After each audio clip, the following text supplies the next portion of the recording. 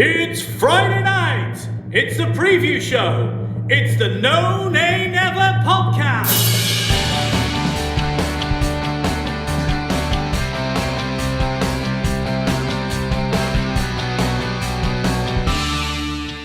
Hello and welcome to the preview show brought to you by the No Nay Never podcast. And it's a very special Halloween edition because, of course, we're previewing the weekend's game on Saturday, the 31st of October 2020, Chelsea at home on All Hallows Eve.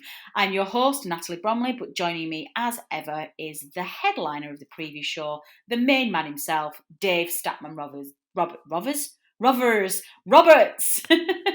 Dave, hello. How are you, my dear? Hello, Natalie. I'm very well. How are you? I'm very well, thank you. I've been made even better by opening my script for this evening's show and having all of the script decorated with Halloween pumpkins and things, which, as a Halloween fan, cheered me up immensely. So I was very happy about that. Dave, we've just come off recording this week's Transfer Talk special, the main show, and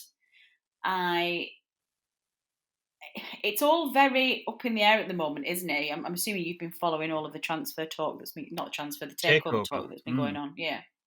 How are you feeling? Well, a little bit nervous. I think a little bit nervous when the original announcement came out, when it was leaked or came out regarding the American involvement from ALK. And then obviously there's a new kid on the block, a new potential suitor in there as well. Seems on the face of it a little bit worrying, but I guess we don't know everything that's going on. And we have to put a little bit of trust in someone who's been involved at the football club for a long time and has the best interest of the club at heart. So I'm kind of nervous, but also in the back of my mind thinking, well, it'll all come out in the wash. It's one of those things that's going to come to a head at some point, no doubt. But I think that we need to know all the facts. I think we don't know a lot of facts at the moment, and perhaps there are other things going on that we don't know 100% about. Yeah, I think that's fair. I mean, I'm not. It's going to be very difficult, this whole concept of having owners that have got the club's best interests at heart.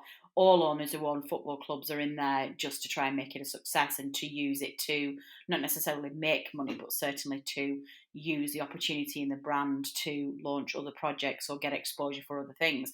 Unless we sell to another Burnley fan, we aren't going to get any owner who's got nothing but the club's interests at heart. I think the only thing that we can hope for is somebody who is going to be a responsible owner who has got the wealth and the funding behind them to be able to keep the finances in order. And I think from my view, I think I'm not as concerned with the American takeover. I think they've got enough background in sports science and recruitment and development that they would be perhaps a better suitor than the other party that's come out today. So yeah, you're right, Dave. I think we just need to let the dust settle, don't we, and see what comes on. We've obviously got a quiz question that we need to give to our listeners at the end of the show, but we need to give the answer first to last week's question. So let's move on to that before we start looking at that Chelsea home game, Dave. In last week's preview show, the Spurs preview show, you asked our listeners, in which season did Burnley knock Spurs out of the League Cup following a 2-1 win at Turf Moor? What was the answer, Dave? The answer was 2002/03. That was it was actually a 2-1 win with second half goals from Robbie Blake and Steve Davis. Gus Poyet had scored for Tottenham in the first half, and we got 2 goals back in the second half, and we won 2-1 and gone through to the next round. And we had some correct answers. Ooh, who were they? Well, we had Matt Riggs in touch with the correct answer, as was John Robertson, and also Bob Silverrose, who I need to offer an apology to, because he'd also been in touch with the correct answer for our previous quiz question, but I'd neglected to mention his name when we did the name checks on the last preview show. So Bob Silverrose has been in touch via email and got the answers for the last 2 quiz questions right. Well done, Bob Silverrose, and I will severely punish Statman Dave for you, Bob, for ignoring you. Matt Riggs is a nice name to see pop up as well. Matt's been somebody we've been interacting with for a good many years now, the follower of No Nay Never, and I didn't realise he listened to the previous show. So, and I don't think he's submitted a quiz answer before, so I like that. It's nice to have a regular friendly name from our fan base who I say our, not No Nay Never's fan base. I mean the Burnley fan base. I don't think we have any fans. So it's nice to see those names come through. So well done, you three. I didn't get this, but mainly because I wasn't really paying attention to the quiz question last week, and I kind of had to wing it and get Dave off the line. So hold on to the end of the show, because Dave is going to have next week's homework to set for you with another tantalising quiz question. A themed quiz question. Oh, a themed quiz question. Well, with Halloween Ooh. theme, yes. This is exciting. I can't wait. Quiz question. Opposition stats. Okay, so let's move on then to the actual game itself, Dave. As I said at the top of the show, it's Chelsea at home, Saturday the 31st of October. It's a 3 p.m. kickoff, and this time it is live on BT Sport Box Office. We'll talk about that another day. Why don't you kick us off then, Dave, by talking about the recent history between the two sides, including last season's meeting, I believe. Yes, for this season, we're looking at recent games. We're looking at everything that's happened at home, because we're playing Chelsea at home since 2009-10. And they visited Turf Moor on 6 occasions, and all 6 of those games were Premier League fixtures. Although we have won at Stamford Bridge during that time, we've yet to beat Chelsea at Turf Moor during the same period. There's been just 1 draw in our home games in the last decade, and that was in February 2017 when the score was 1-1, and we will talk in a little bit more detail about that game shortly. But all the other 5 home games against Chelsea in the last decade have ended in victories for the visitors. Last season's game took place just over a year ago. That was on the 26th of October 2019, and Chelsea were 4-2 winners on that occasion. That included a Christian Pulisic hat-trick. Burnley were trailing 4-0 late in the game, but we scored 2 late goals from Jay Rodriguez and Dwight McNeil, which gave the final score, a bit more of a look of respectability. But it was another fairly convincing win for Chelsea again. Boom. What about Burnley's last win then? Well, yeah, because we haven't beaten Chelsea at Turf Moor in the last decade. We have to go back a little bit further in time to find our last home win. And it's over 37 years ago, in fact, to a second division match. That was the 23rd of April, 1983, and Burnley won the game 3-0. Billy Hamilton scored twice, and there was also a Terry Donovan penalty in between those 2 Billy Hamilton goals. Brian Laws, a name we remember, he missed a penalty for Burnley early in the second half. He ballooned the ball over the crossbar, but when Burnley were awarded a second spot kick later in the second half, as we've mentioned already, it was Terry Donovan who took responsibility instead, and he converted the second penalty we got. Despite that emphatic win, as well as some barnstorming cup performances that season, Burnley were relegated to the 3rd division at the end of that campaign. Oh, boo. That's a sad note to end that section on. What about Burnley's last top flight win then, please? Well, yes, we've got to go even further back in time. We're going way, way back here for our last top flight home win over Chelsea, and that was over 47 years ago. That was the 28th of August 1973. It was a 1-0 win, and Frank Casper scored the goal. That was in the 80th minute, so we left it late in that game. It was actually the second league game of the 1973-74 season. We'd already beaten Sheffield United away on the opening weekend, so it meant the Clarets were top of the First Division following the win over Chelsea, with 2 wins out of 2. Excellent. Highlights and lowlights. Moving on to the first of our new features then for this season. What is the highlight that you're giving us this week? Yeah, we have it's difficult to pick out highlights. We haven't had too many wins, but we've picked a moment from a game.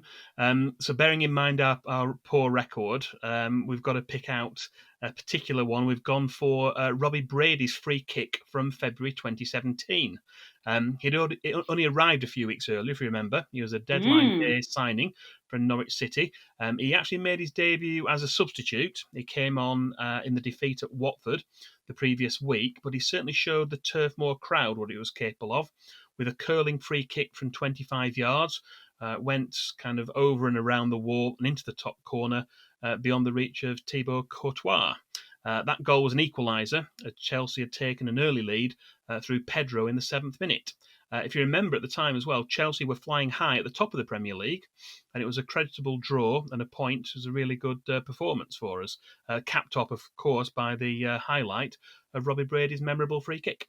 Yeah, I'm looking at it now. Actually, Dave quite nicely puts little videos, little clips next to into the show notes and next to my script. And as he was just talking away that, I've just literally got Robbie Brady's free kick on loop, and hopefully producer Matt will remember to put that out with the tweet because it's a beauty. Wide, didn't it? Really wide of the goal. It really was. I don't know how it's curled back in because it looks like it's going. I genuinely think it just completely confused the keeper because it looked like it was going miles wide. Anyway, second of our new features then, what is the low light? Don't like this section, but we need to go with it. We had to choose a low light, so we've gone for Burnley's heaviest ever home defeat against Chelsea. That's the selection for this week's low light. The first half of the 2018-2019 season was one to forget. After we'd finished 7th the previous season and we'd got into the qualification rounds of the Europa League, we got off to a sluggish start with a disappointing series of results in the league, and that included a 4-0 defeat to Chelsea at Turf Moor at the end of October. Alvaro Morata scored the only goal in the first half, and with a single goal deficit at the interval, there still was some hope that we might get a result and turn things around. But second half goals from Ross Barkley, Willian, and also Ruben Loftus-Cheek gave the visitors an emphatic win on what was a disappointing night at Turf Moor from a Burnley perspective. Yeah, let's ignore that one. We'll file that one away in things we don't need to think about anymore. Heroes and villains. Who is the third of our new features then? Who is our hero for this fixture, Dave? Well, again, we've gone back in time a little bit for this one to pick out a hero for this episode of the preview show, and that player and our hero for this week is Andy Lochhead. Hat-tricks are a rarity in football. Burnley players have only ever scored 170 of them in the club's entire history. So it's kind of averaging out maybe just over one a season. However, there's only a handful of Burnley players who've scored 5 goals in the same game. One player, Louis Page, scored 6 in a game at Birmingham in 1926. But there are 5 other Burnley players who have scored 5 in a game. They are Jimmy Ross, Joe Anderson, Jimmy Robson, and more recently Paul Barnes, but Andy Lochhead did it twice. Although he later scored 5 in a cup match against Bournemouth in 1966, Andy Lochhead's first 5-goal haul for Burnley was in a 6-2 win against Chelsea in April 1965. Burnley were 4-1 up at half-time, and Andy Lochhead grabbed his first half hat-trick just before the interval. Willie Irvine had also scored for Burnley, with Ron Harris getting a goal back for Chelsea with a free kick. There were 2 more second-half goals for Lochhead, with a Peter Houseman goal for Chelsea in between, which gave Burnley an emphatic 6-2 win. So I'm sure you'll agree this feat is worthy of Andy Lochhead being chosen as our hero for this week. Absolutely. On the flip side then, the next of our new features, who is the villain? Boo! Our villain this week is the player who scored the winning goal in the match between the two teams at Turf Moor at the end of January 2010. This player had been in the news at the time for his off-field conduct, but he put that behind him and scored a late winning goal to dent Burnley's ambitions of surviving in our first season back in the Premier League. Have you guessed yet who it is, or do I need to tell you that this week's villain is John? I was going to say, is it somebody who likes dressing up in his kit when he's not playing? That's the one, yes. John Terry is our villain of the week. This was Brian Laws's, actually Brian Laws's first home game since being appointed as replacement to Owen Coyle. We'd suffered defeats at the hands of Manchester United and Bolton in away matches, and we'd also been knocked out at Reading in the FA Cup, and the games weren't getting any easier. Chelsea took the lead through Nicholas Anelka, but Stephen Fletcher did well to equalise and get Burnley back into the game. However, 8 minutes from the end, Frank Lampard swung over a corner, which John Terry headed in past Brian Jensen to give the visitors all 3 points. So that is why we've picked out John Terry as this week's villain. And for the second preview show running as well, I'm making quite a horrible claim. I just genuinely dislike John Terry. Who was it last week? It was Dele Alli last week, wasn't it? I didn't like it. It was John Terry. I don't like John Terry either. One of the disappointing things about Villa doing so well this season is that he's involved in that. I don't like him. It's the one to watch. Let's move on then swiftly to more positive things. Who is going to be our one to watch? Well, yeah, I want to watch another new feature this season, and we are persisting with it. It's a rather a Marmite one. So we're going to go with at least for the first half of the season as we highlight one opposition player to keep an eye on for our next game. For this week, we've gone for N'Golo Kante. He came to prominence with Leicester City as they took almost everyone by surprise in winning the Premier League title in 2015-16. He signed for Leicester City in August 2015 for a fee believed to be around £5.5 million, and his contributions from midfield were a massive part of why that Leicester team was so successful that season. Despite winning the title, the Foxes couldn't hold on to their midfield general, and he made a £32 million move to Chelsea in the summer of 2016 and achieved the relatively rare feat of back-to-back Premier League winners' medals with two different teams, as Chelsea went on to win the title that season. The main strengths of N'Golo Kante are his tackling and the ability to make interceptions, but then also to turn those defensive aspects into attack, not to mention his ability for a range of accurate passing. He's a vital cog in the Chelsea midfield and certainly will be one to watch on Saturday. And in true preview show style, watch out for the hat-trick incoming because Dave tends to jinx us with these. So you keep saying that you're going to persist with this at least to the first half. I might just, if this is bad again this week, I'm going to can it. I keep warning you. We'll see. Finally then, Dave, who's going to be refereeing the game at the weekend? Someone familiar. We've got David Coote back again. He's going to be in charge of our match against Chelsea at Turf Moor on Saturday afternoon, and it'll be the second time he's taken charge of a Burnley match this season. As you may recall, he was the referee for our match at Newcastle United earlier this month. I don't know why they come round so soon. You thought they'd spread them out a little bit more. But prior to that, Burnley had only lost one of his previous 9 matches in charge. So that's now become 2 from 10 with the defeat at Newcastle. We've had 4 wins and 4 draws in the other games. He's yet to send off any players in any of his previous Burnley matches. We also saw him in the middle at Anfield for our 1-1 draw against Liverpool towards the end of last season. And his last visit to Turf Moor as a referee was in September of last year when Burnley beat Norwich 2-0. Anthony Taylor is in charge, who was in charge of our goalless draw at West Brom. He's going to be the video assistant referee on Saturday. Excellent. Well, we're not going to leave it there, Dave, especially not with it being a nice themed week and a bit of a special. We know our listeners need tune up with what's been going on this week, so why don't you delve into that big bag of Statman Dave and give us your miscellaneous stat of the week. Statman Dave's Stat of the Week! Yeah, well, our stat of the week for this week is Halloween related. As we've said already, Saturday is Halloween. And in recent years, it's been quite a lucky day for Burnley. We're unbeaten on October the 31st in the last 25 years with 7 matches played, 4 at Turf Moor and 3 away. Those 7 games have resulted in 7 wins, and Burnley have only conceded 2 goals. For those who are interested, those 7 wins were against Peterborough, Wrexham, Barnet in the FA Cup, Crewe, Luton, Hull City and Huddersfield. In addition, Burnley and Chelsea have also met once before on October 31st. That was back in 1964. It was a match at Stamford Bridge, and Burnley won that match too. The score was 1-0, and Willie Irvine scored the only goal in the 51st minute. And we will come back to the subject of one of these Halloween matches again later when we set the quiz question at the end of the show. Excellent. Well, before we have a look at what we think is going to happen at the weekend, we also managed to speak to some Chelsea fans this weekend and spoke to Chelsea Fancast, who gave us their view ahead of the game. Opposition View. This is Stamford Chidge from the Chelsea Fancast, which is a weekly podcast on Chelsea. We've been going for about 12 years.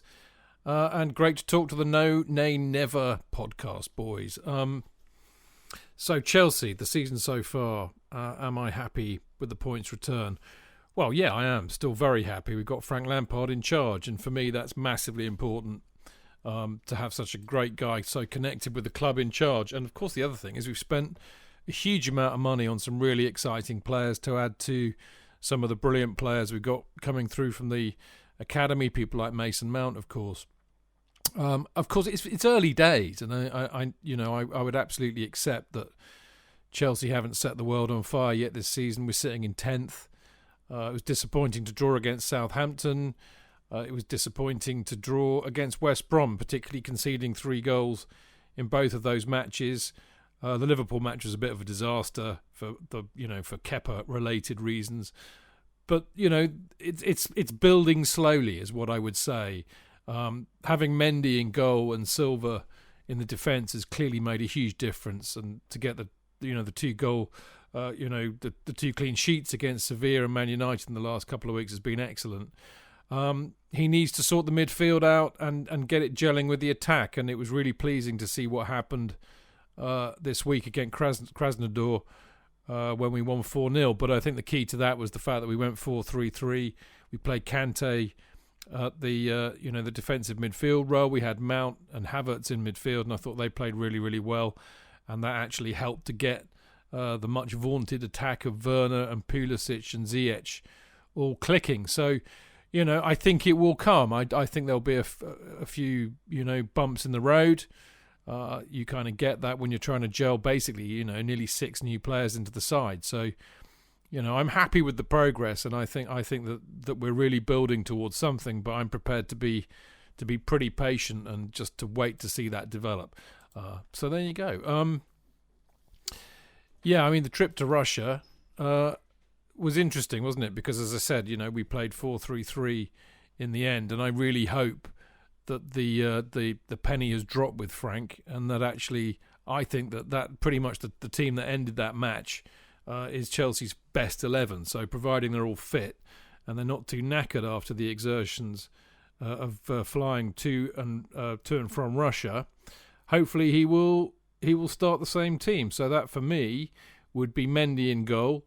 It would be Chilwell, Zuma and Silva and James. I think James will get ahead of Aspie having played against Krasnodar.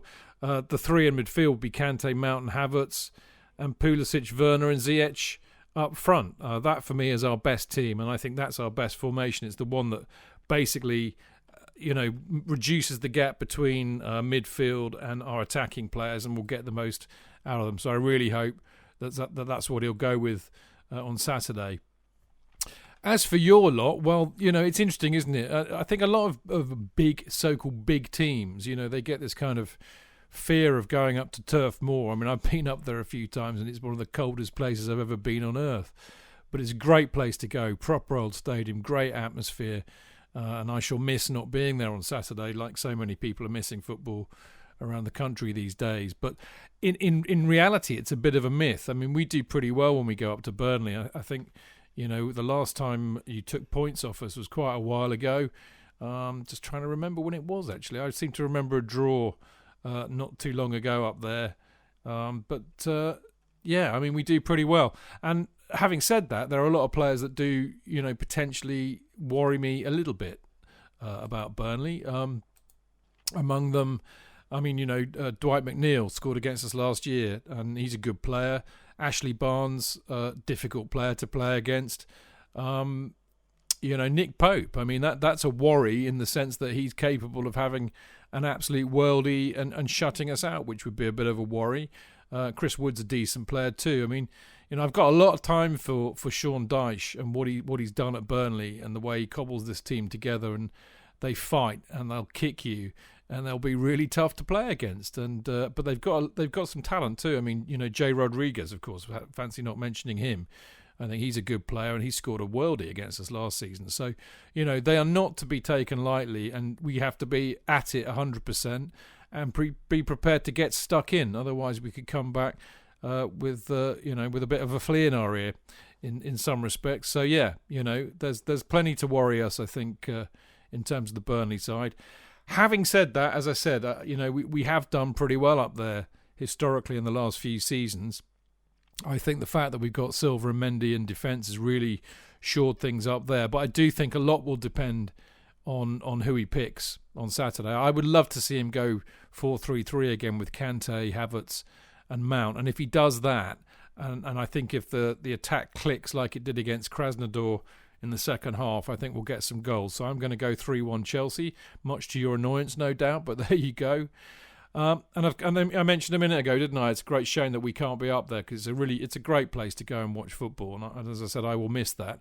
And of course, they're stiffing us. The Premier League are stiffing us all with this bloody PPV to cough up 15 quid for the match. I mean, I'm also a member of the Supporters Trust, the Chelsea Supporters Trust. So, like a lot of the other Premier League trusts, we've been trying to encourage people to boycott pay-per-view and spend the money instead on a food bank. And we've been contributing to food banks, the local food bank down here, for about 3 or 4 years. And it's great to see so many other supporters doing the same around the country. And hopefully it will make the Premier League and the greedy clubs, of which one of whom is mine, of course, think again. And, certainly we need to see the live games on TV, particularly as we can't go. I think that's hugely important. But, don't stiff us 15 quid a pop. I mean, something like 5 quid would be more reasonable, I suspect. But basically, the short answer is I think it's an absolute bloody disgrace that they're ripping the fans off yet again. Anyway, that's enough from me waffling on. Enjoy the rest of your podcast. I wish you luck for tomorrow. And on a side note, I hope Burnley stay up. And I've got a lot of time for Sean Dyche. And I think if you get relegated, he'll be missed. And so will Burnley. So there we go. Anyway, good luck, chaps. And thanks for letting me come on. Interesting stuff. So what's your heart telling you, David? Don't be giving me no, it's going to be a draw nonsense. Lay it out for me. I'm going to stop you being politicians answering. I'm going to make you more decisive. How are you feeling about the weekend? Can we get a result? I think we're going to lose. Oh, okay. I didn't expect you to literally take that to heart. Wow. Okay. No, Dave. It's all right. You can predict a draw. No, I'm joking. Yeah. Actually, you say that. One of the things that I said in the main show, I think, Dave, is that do you not feel a little bit more heartened by, well, firstly, the terrible game that Chelsea played against United last week, which was just kind of dull. But also from Burnley's performance against Spurs, I feel like now was a chance to be getting some points on the board, I think. Yeah, I mean, I predicted a draw, if you remember, in the Spurs game, and there wasn't too much in the game. I think there were 2 real chances. We had one headed off the line. I think it deserved to be a draw. That would have been a fair result in the game. If anything, we had more of the chances, but obviously Tottenham had their chance and they took it. So I think a draw would have been a fair result. I think Chelsea might be a tougher prospect. I think to do that again, 2 games running, might be more difficult. They might open us up a little bit more, though. Obviously, Tottenham before, they were scoring for fun away from home. We have to do the same again. We have to be as organised, as rigorous as we were against Tottenham, against Chelsea on Saturday. And that's not to say if I'm saying I think we may lose, that's not to say we will. I think there's a good chance that Burnley can do the same again, and we could get a result, but it's head and heart. I think head saying that these are tough games. We know Chelsea have got a very good record against us at Turf Moor in the past. It's going to be a real toughie on Saturday. Yeah, bit of a blow as well, not having Gudmundsson again. Yeah, another injury. That came out in the press conference today, didn't it? Yeah. We're going to be playing Eric Peters on the wing, aren't we? It's not good. You've got to say this, or we've got to look at this. I know it's unsettling as all this takeover talk, Dave, but if we can get some new owners in before January and get this squad strengthened, we've got to get some cover. It is appalling that we are still managing on the threadbare squad that we are. Really I mean, we've had difficulty as well, obviously, with Phil Bardsley out for his COVID diagnosis as well. So that's another one we've lost. So teams are going to get that this season, but it affects us more with having a smaller squad than some of the other teams. Yeah, true. Okay, so you're going to predict a loss. What's your actual score prediction, Dave? I'm going to say 2-1 to Chelsea. Excellent. I'm going to say 1-1. I'm going to be positive. I'm going to go the Dave draw, as it's known as. Let us know what your predictions are ahead of the game if you are listening to this before Saturday's kickoff. Tweet us at knownandever or send us an email at podcast@knownandever.net and let us know how you think the Clarets will get on. Fantasy Premier League update. So, we've got a small matter of the Known and Never Fantasy Premier League to go through, Dave. Why don't you talk us through what on earth has been happening to our managers and their teams since we last spoke? Yeah, well, last week was game week 6, even though some teams have still only played 5 games. And our top 5, we've got 2 non-movers at the top. I think first time we've not had any movement at the top of the league. So we've got David Miller, is still position 1 with 412 points. And Joanne Butterworth is in second place with 399. And they've got a little bit of movement after that. We've got Dale Hitchens gone up to third place, 397 points.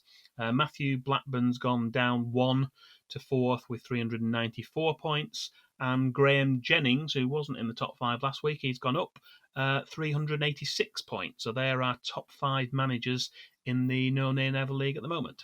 Excellent. So what about highest scoring players? Who were the main movers and shakers in that sense?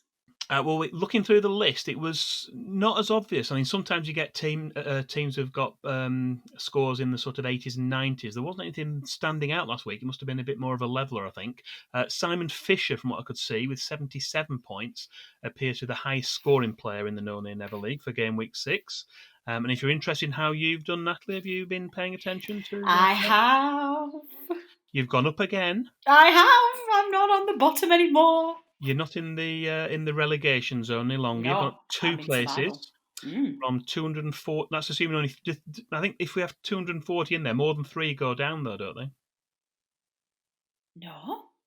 When did we decide that? It should be proportional, shouldn't it, to the size of the league? So, like, no, I don't agree to that. 30 get relegated, yeah. No, I'm vetoing that. Hosts' privileges. No, it's bottom 3. Gosh, give me a heart attack, Dave. What about the rest of the? Well, actually, where were you? I don't want to know, do I? You're miles ahead of me. Well, you got more points than me, but I did go up. I went up 20 places from 188 to 168. I got 53 points for the week. You actually got 57. In terms of other movers and shakers in there, Richard Steele fell to 83rd place, but he's still the highest placed manager amongst the No Nay Never podcasters.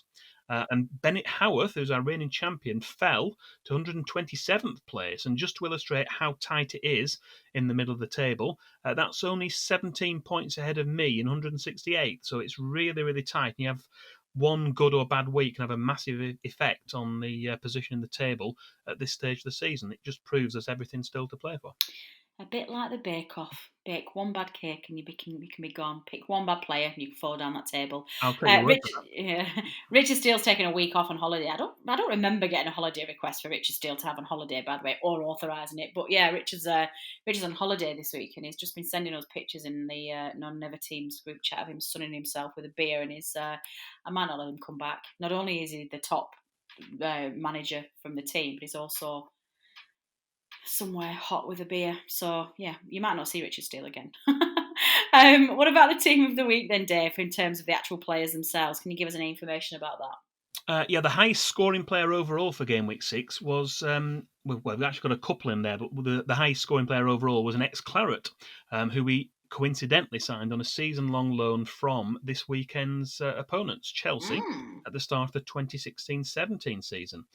It's fair to say that move didn't really work out for either side, and the loan was ended early in the January of that season. That player, of course, is Leeds United's Patrick Bamford, who now seems to have discovered his scoring touch in the Premier League, including a hat-trick in Leeds' 3-0 win over Aston Villa last weekend. Whether he maintains his current run of goal-scoring form or just turns out to be this season's Teemu Pukki, only time will tell. Excellent. So what about the actual kings of game week 6 then? I think we've got a list of those that we couldn't read out. Who were the actual players themselves, Dave? Yeah, in terms of the 11 they've listed on the FPL website, we've got a goalkeeper. Kasper Schmeichel was the high-scoring goalkeeper. And then the formation changes depending on who the high-scoring players were. So we've got 3 defenders, 5 midfielders and 2 forwards. We've got Zuma of Chelsea, Cock of Leeds, and James of Chelsea. So we've got a couple of Chelsea players in there. In midfield, we've got Zaha of Crystal Palace, Ward-Prowse, Southampton, Son, obviously, who was playing against us. He was in the midfield. He got 11 points. Riedewald of Crystal Palace and also Murphy of Newcastle. And then the 2 strikers, we mentioned Patrick Bamford already. The other striker was an ex-Claret as well, of course. That was Danny Ings. He scored 10 points. That was the 11 players, the kings of game week 6, which would have got you 115 points if you had all those 11 players. Could you get all of those 11 players in, though, in the budget? Because I always think that. Possibly not. Yeah, possibly not. I hadn't thought about that, actually. Yeah. Maybe. I'm not sure. It's all very well having them all, but if they all cost more than what you're allowed to get them, I think you probably would, because there's not like a Salah or a De Bruyne in there, so you possibly would be able to. True. I might do a very quick calculation. Burnley so player. yeah. Sorry, my brain left for a minute. I was genuinely. You heard the grey matter ticking over. I was like, I wonder if you could fit all of those people. Anyway, I'm distracted, listeners. I'm sorry. What about Burnley? Dave's like, Natalie, are you okay? What's happening? My mind just wandered somewhere else. I forgot that I was on air for a moment. Podcast Pro. What about Burnley players, Dave? How are the Clarets performing? Well, we have had 6 game weeks now, although some teams, including Burnley, have only played 5, as we mentioned. We thought it'd be a good time to give you a quick update of the high-scoring Burnley players. The top 5 is as follows. Nick Pope has 17 points. Ashley Westwood just behind on 16.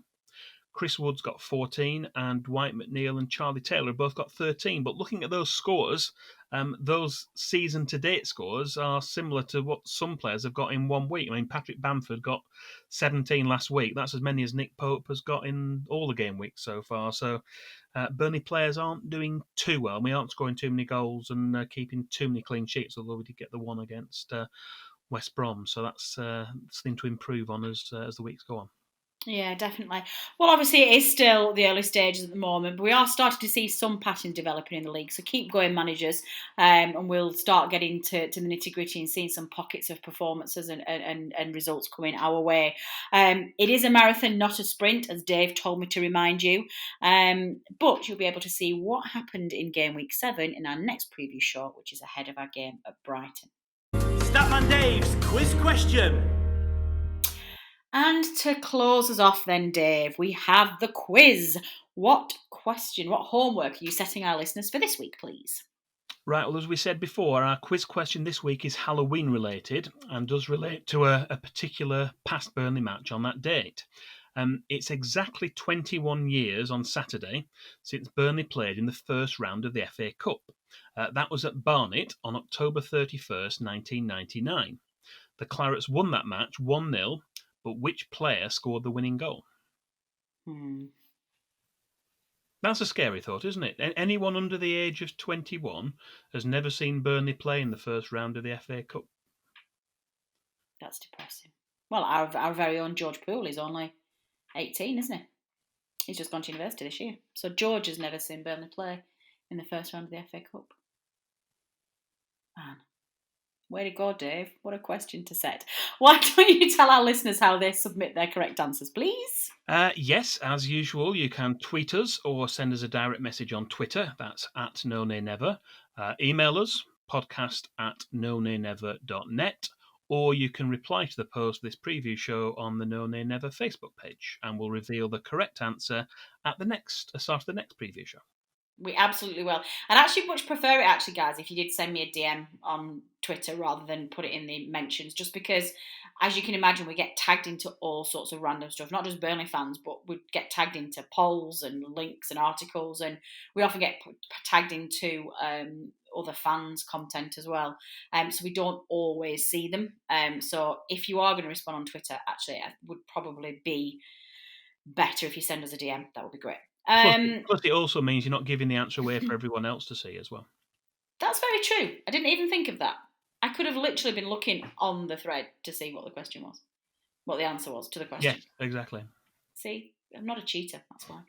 No cheater-bix here. And finally, one of the things that we do want to close out this show with is a bit of an appeal, please, if you can.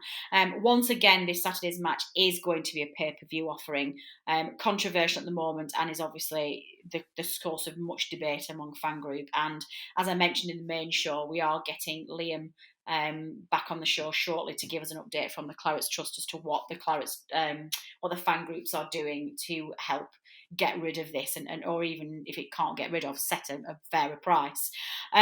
Following on from us mentioning it ahead of the West Brom game a couple of weeks ago, we do know that there's a growing number of fans who've chosen to donate to the food bank rather than pay the $14.95 for the game. That is an initiative that None and Ever strongly supports. We are big supporters of the food bank. We were scheduled to actually man the bins outside Turf Moor for a session just before lockdown, and unfortunately COVID delayed that, but we will be picking that up again once we're all back in the stadiums. So if you have the means and you are able and you feel that you would like to support this cause, there will be, well, actually I'm going to ask Dave now to give you the link to the Burnley FC Community Kitchens Food Bank Just Giving page, please. Yeah, the website address is justgiving.com/campaign/support Burnley Food Bank. That's all one word. And you can donate any amount. All donations will be used to help the most vulnerable in the town in these uncertain times. Excellent, thank you. Well, that is all we have time for this week, and my thanks as ever go to Statman Dave Roberts, for his just insane amount of work he puts into the preview show and the joy that he brings to us every Friday. So thank you, Dave. It's a pleasure as always. To Chelsea Fancast for giving us their preview ahead of this week's show. To Turf Moor's stadium announcer Dominic Walker for his specially recorded preview show announcements. If you remember from our social media pages, as we can't get to the turf, we're bringing the turf to you with that wonderfully recognisable voice that we all love and miss massively. So thank you very much, Dominic. Producer Matt, as ever, he's had to do a double hit this week because of everything that's been going on. We've ended up doing back-to-back podcasts. So apologies, Matt, for putting you under pressure in the editing suite tomorrow, but thank you as ever for getting that done. But finally, to you, the listener, for downloading and listening and supporting the preview show. Your support is very much appreciated, and we would not be here without you. There's no travelling fans to the game, again, obviously, on Saturday, but wherever you are watching, if you do choose to pay for the game, enjoy it, support the boys, and hopefully we will be back next Tuesday looking forward to, analysing a good game and looking forward to actually having 4 points on the board and not just one. And Dave and I will be back next Friday to look ahead to that Brighton game. So we might have to be early because it's been moved to Friday, hasn't it now? Of course it has, hasn't it? It's on it's a 5:30 kickoff, is it? It right. is, yeah, in that sense then, Dave and I will be back on probably Thursday, Dave. Shall we say Thursday? We'll do it a day earlier. Yeah, we'll do it a day earlier. So it's Thursday night. We'll have to do a bit of a voiceover. So we'll be back with you on Thursday looking ahead to that Brighton game. So stick with us and we will speak to you then. Take care in the meantime. This has been the preview show brought to you by the None and Never podcast. Until next time.